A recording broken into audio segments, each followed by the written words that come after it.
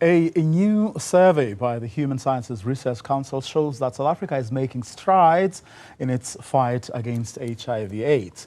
The report, delivered at the International AIDS Conference in Germany yesterday, showed that HIV prevalence among all ages decreased from 9.7 million to 7.8 million between 2017 and 2022. Women remain the most affected, with a higher overall prevalence than men. For more on the findings, we speak to Research Impact Director at HSRC, and that's Dr. Edmore Marina. Dr. Marina, a very good afternoon to you.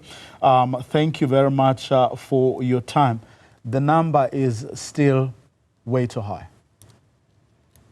Thank you, Rio, and thank you for inviting us. The number is still way too high. I know, there's nothing wrong with patting ourselves at the back and pointing out the fact that we are. The situation has improved, but so many millions still. Yeah. No, thanks, Rio. So I guess the first thing that we need to clarify is when you talk about prevalence, is the cumulative number of HIV-infected people in the country. Yes. What we are seeing currently is that, in fact, prevalence has stabilized, which means all the old infections and the new infections. The critical number that we need to be, or the indicator that we need to be talking about, really, that shows that things are moving, is incidence, which are new infections, which have come down quite a bit from the 0.54 that we saw in our last survey in 2017 to about 0.44 this time around. And that's mostly driven, we believe, by the scaling up of our HIV programs. People may not be aware that we changed our treatment guidelines to test and treat in 2015-16, where every person who needs treatment was actually had access to treatment.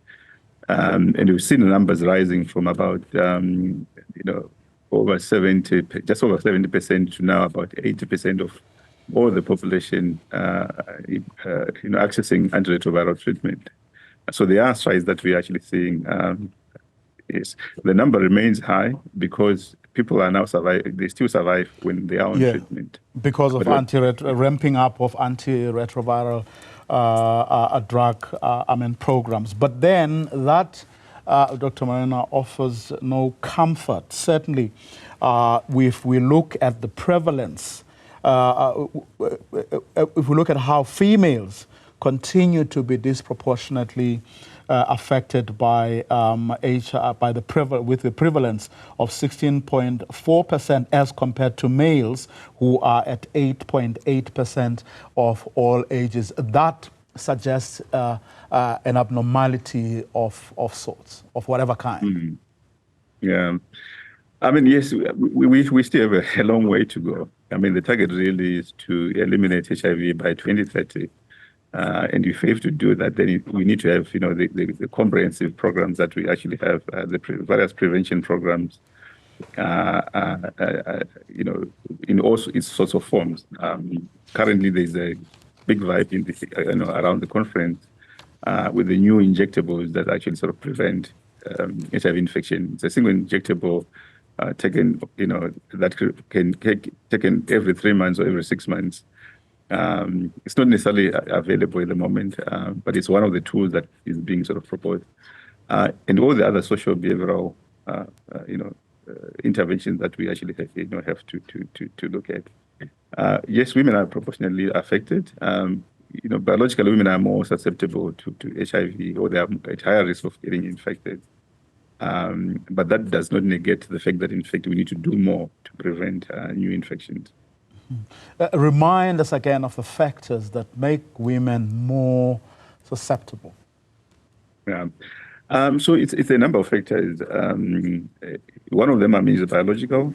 If you can imagine in terms of infections, women are, in terms of the viral containing particles, the fluids, women are receptive, and therefore, if you imagine, that's a bigger risk than males. So there's a whole lot of biological issues that we can use. But there are also sort of some behavioral, social cultural issues. Our intergenerational relationship that we see, gender-based violence that we see that perpetuates and actually increases the risk of women, getting infected. So there is, a disproportionate risk aspect associated with women getting infected than males. What about a transactional sex? Yes, I mean it's a whole combination. It's not only when we talk about intergenerational sex, a bigger component of that is exactly what you're talking about, where older males provide financial resources to women in exchange of sexual favors, and it also sort of speaks to our social challenges that women, especially young girls, are vulnerable. And until we address those structural issues, we will still struggle with higher infection rates, especially amongst young women and girls. Well, the reason I'm asking about that because experts speak less of such things. I mean, we know of a phenomenon called mavuso, for example, or where people openly demand that if you're going to sleep with them, you have to cocker. Yes, we have, if you think about it, that can never be sort of a biological intervention. It's a cultural, social intervention that needs to be done. Most of the time, I guess, we talk about young women and girls being vulnerable, but we need to sort of flip the coin and talk about men, when we do intervention, what intervention is actually being done in order to address those issues. And if you think about it, if we need to curtail that, then the interventions should actually be directed to men and our cultural and social fabric. And in situations where you have younger members of the population, or should I say, more and more younger members of the population being infected, engaging in sex, obviously, and being infected, what do we ascribe that to?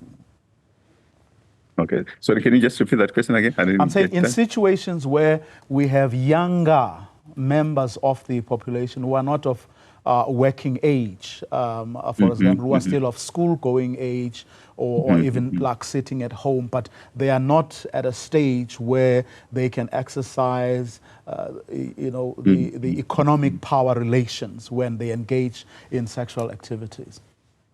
Yeah.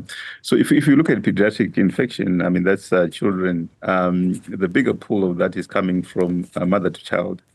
I think it's one of the things that we're not doing very well, preventive programs for pregnant women. So the rest they've been very much, hovering around 2%.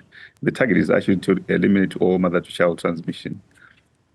Beyond that, if you look at infection amongst, children below 18, most of the children that are infected, they are probably infected at birth.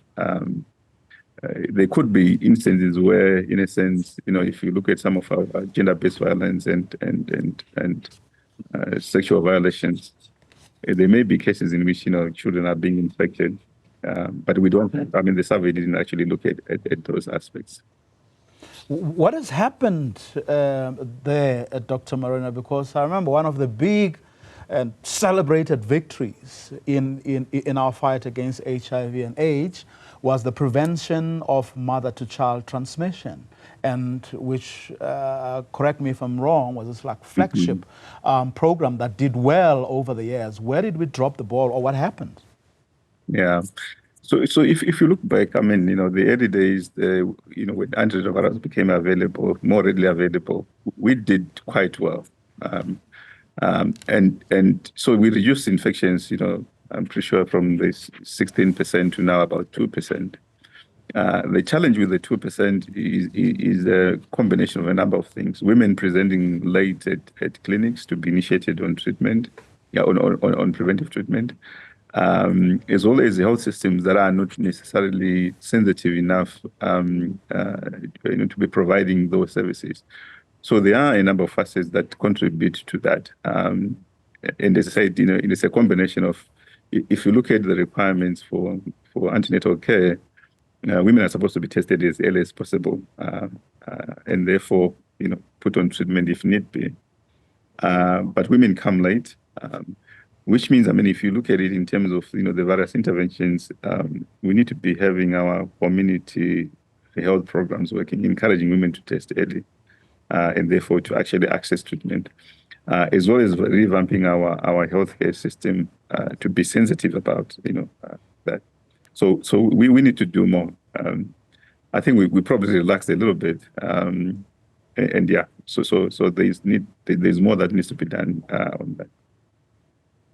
Let's hope, Doc, that we do indeed do more. Dr. Edmore Marina, of course, on the back of that HSRC survey, which shows that the country is making strides in the fight against HIV/AIDS. That report was delivered in Germany. It says that prevalence among ages decreased from 9.7 to 7.8 million between 2017 and 2022, of course. Dr. Marina reminding us that this is like cumulative. These are cumulative numbers, people who have been infected or were infected a long time ago, but of course who have stayed healthy, due in large part, of course, to antiretrovirals and other interventions that have happened in between.